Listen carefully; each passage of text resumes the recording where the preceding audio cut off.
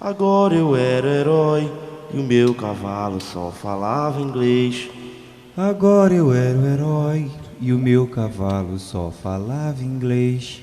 Agora eu era herói e meu cavalo só falava inglês.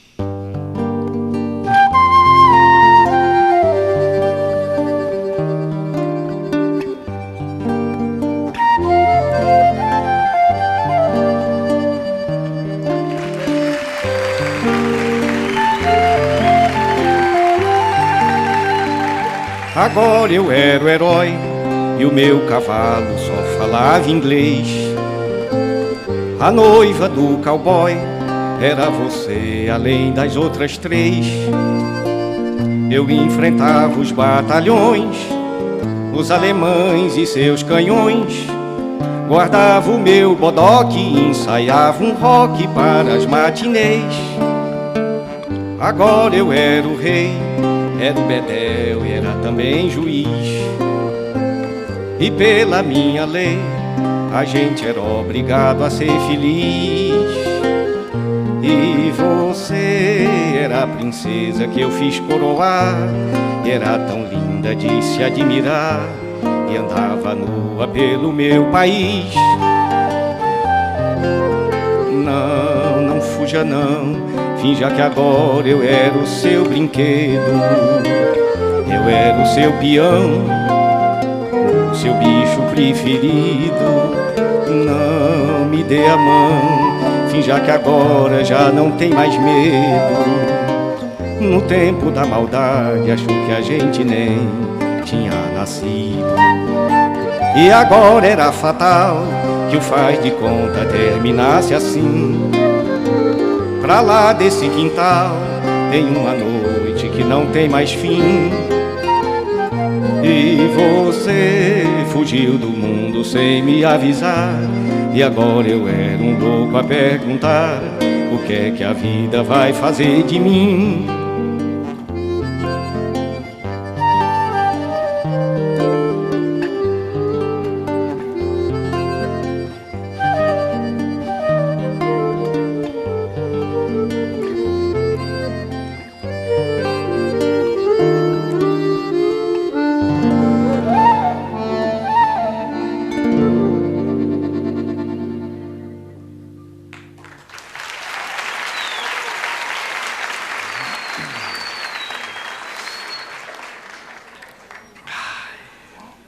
Se eu fosse bonito como Chico Buarque, sem defeito, eu queria ser daquele jeito. Inteligente, bonito, charmoso, casar com a Marieta Severo, ter um caso com a Daniela Mercury. Que a gente não sabe se teve, mas sai nas revistas, né? Eu queria ser cantor. Eu sempre quis ser cantor. Se eu fosse ser cantor, morreria de fome, com certeza.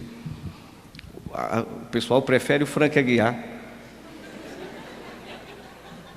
Porque o cara só tem 3 chances de ser rico na vida. Um é quando nasce, o outro é quando se casa, e o outro quando saca um. Quando nasce o pai é rico, você é rico. Casou, o sogro é rico, você é rico. Ou quando saca um, o Frank Aguiar sacou uma, que é cantar mal, tocar mal e gritar bem.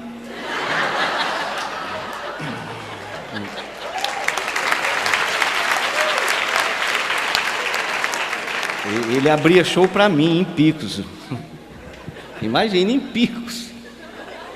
Eu cheio de importância, fazia meu show, tomava uísque, parecia o PFL. Ele aparecia na porta do camarim e dizia: eu posso acompanhar o seu show? Eu posso tocar na abertura do seu show com teclados? Pode. Eu não dava nem bola para ele. Depois me encontrei em São Paulo com ele e ele disse: eu estou aí com os esquemas, uns esquemas fortes aí, eu acho que vou entrar, vou me apresentar no programa do Bolinha.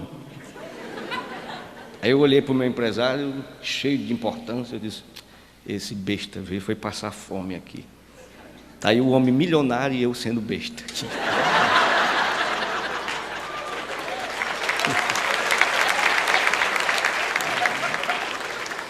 Minha mãe disse: você não vai dar para cantor? Eu digo: não, eu vou sem dar mesmo. Porque minha mãe não dava chance, não deu força da minha carreira de jeito nenhum, nunca deu. Ela é incrédula, cética. Eu fundei um museu em Piripiri, ela foi ver, ela disse, só tem coisa velha aqui. O meu primeiro programa de televisão aqui, na TV Cidade Verde, naquele tempo era TV pioneira, ela assistiu, eu fiquei olhando para ela, pensando na pergunta, pensando na reação, não fiz a pergunta, não pensei na reação, até que ela olhou para mim e disse, esse homem te paga para tu fazer isso. Eu passei em primeiro lugar em comunicação, entrei em casa eufórica, mamãe, passei em primeiro lugar, e ela, agora tu vai ficar doido por causa disso?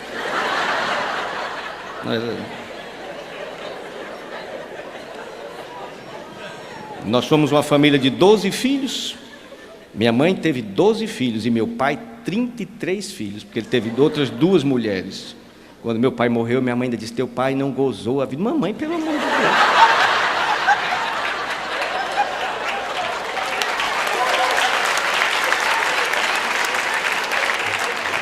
Se o Pablo Neruda escreveu um livro, Confesso que Vivi, meu pai foi Confesso que Fudi, né? Se hoje a gente for fazer mais do que 5 filhos, é Confesso que me fudi. E aí, a mãe, quando eu nasci, ela já tinha 42 anos de idade e já tinha 11 filhos. Eu tenho um irmão com 61 anos de idade.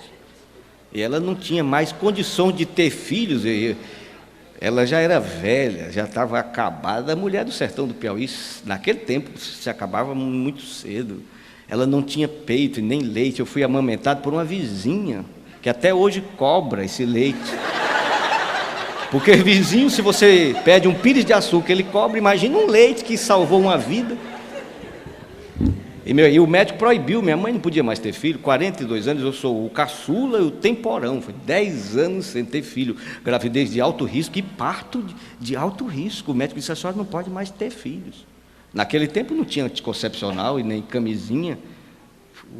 O resultado foi o papai dormir no armazém e ela na sala. O papai contava, antes de dormir, antes de morrer, ele contava que um dia estava dormindo e minha mãe bateu na porta meia-noite. Moreno, Moreno. Ele, quem é? Sou eu. O que é que tu quer? Morrer. Quero morrer.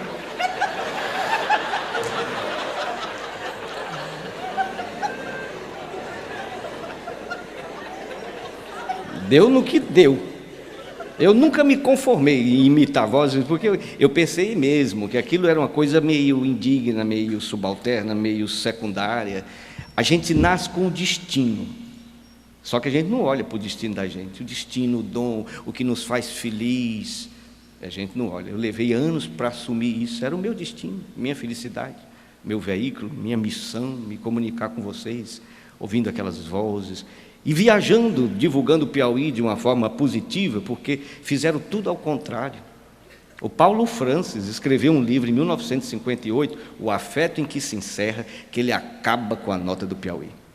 Por causa desse livro e dessa propaganda começada pelo Paulo Francis, é que tem sido tão difícil contar o lado bom daqui. Outro dia liguei a televisão, ele ainda era vivo, é evidente.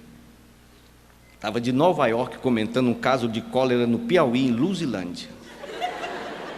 E morreram 30 pessoas de cólera do interior do Piauí, em Luzilândia.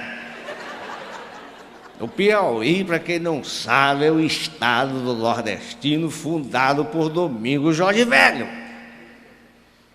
Domingos Jorge Velho só fez 2 coisas na vida. Exterminou o quilombo dos Palmares e fundou o Piauí. Até hoje os historiadores estão sem saber qual foi a cagada maior.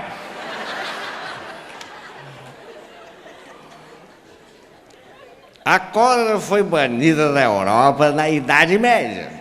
O antídoto contra a cólera é muito simples, é higiene e saneamento básico. Mas falar em higiene e saneamento básico no interior do Piauí é como falar em panelada e mão de vaca em Nova York. E me esculhambando, mas esculhambando todo mundo. O Ronald Reagan, que era o presidente, o Reagan tem um filho que é crente, presbiteriano, mas não leu a Epístola de São Paulo, que diz que baitola não entra no reino do céu. Naquela época despencava os barracos do Rio de Janeiro, despencava o morro e despencava a barraca, e os pobres morriam, despencava o morro, despencava a barraco, e o Oscar Niemeyer, com aquela calma, disse: o barraco é a forma mais moderna, arrojada de arquitetura moderna. E o Paulo Francis Niemeyer disse que o barraco é uma forma arrojada de arquitetura moderna. Os pobres podem se convencer de que morrem pela arte.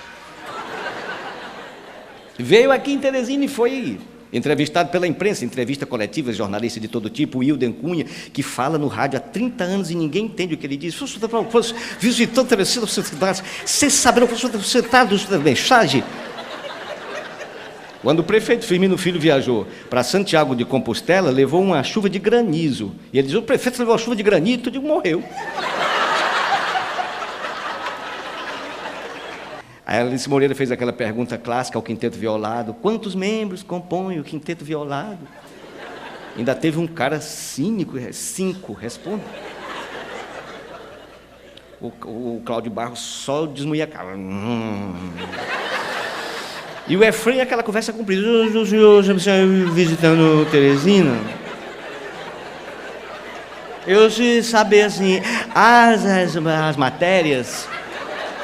Porque assim, a caravana do governador, terra querida, viajando para o interior da cidade. O Efraim se especializou em fofoca. Esculhamba e depois apanha. Ele disse que jornalista é isso mesmo, é para apanhar. Já apanhou alguma vez? Hoje, nenhuma, hoje. Apanha, às vezes vai internado. Ele vai internado. Quando ele volta pior. Dessa vez veio ferindo. O assessor do governador, ele viajaram assim, a caravana do governador. Assim. Então, aí a festa foi com toda a assessoria. Sendo que um assessor, como começou um namoro com a assessora, aí quando fechou, apagou a luz do ônibus e se beijaram. Quando acendeu, estava o maior churrasco de língua. Tinha um outro assessor homossexual que estava manipulando o órgão sexual de outro assessor. Só que já fazia 20 minutos que ele manipulava o órgão sexual e ele não entrava em ereção. Então foi o seguinte: o assessor teve que, depois de muito tempo manipulando o órgão sexual de outro assessor que não entrava em ereção, teve que mudar de banco. O outro assessor do outro banco já estava esperando armado. Eu quis fazer uma pergunta assim: escrevem as pessoas, escrevem muito mal no Piauí.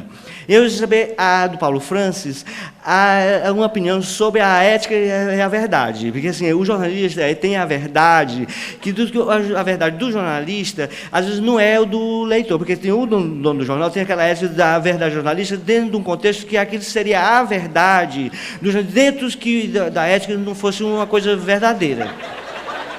Porque tem a verdade, que sim, a gente sabe que existe, né? A verdade do jornalista. Agora, assim, tem a ética e o compromisso do jornalista, você saber se a verdade é uma verdade que esteja dentro do contexto do que seria verdade, ou seria a mentira, ou a verdade e a mentira são ambíguas ou são complementares, ou a mentira é uma verdade que esqueceu de acontecer.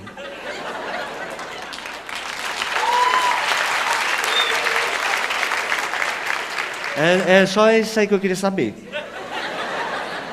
Aí o Paulo Francis olhou para ele e disse assim: ufa, essa pergunta é quilométrica.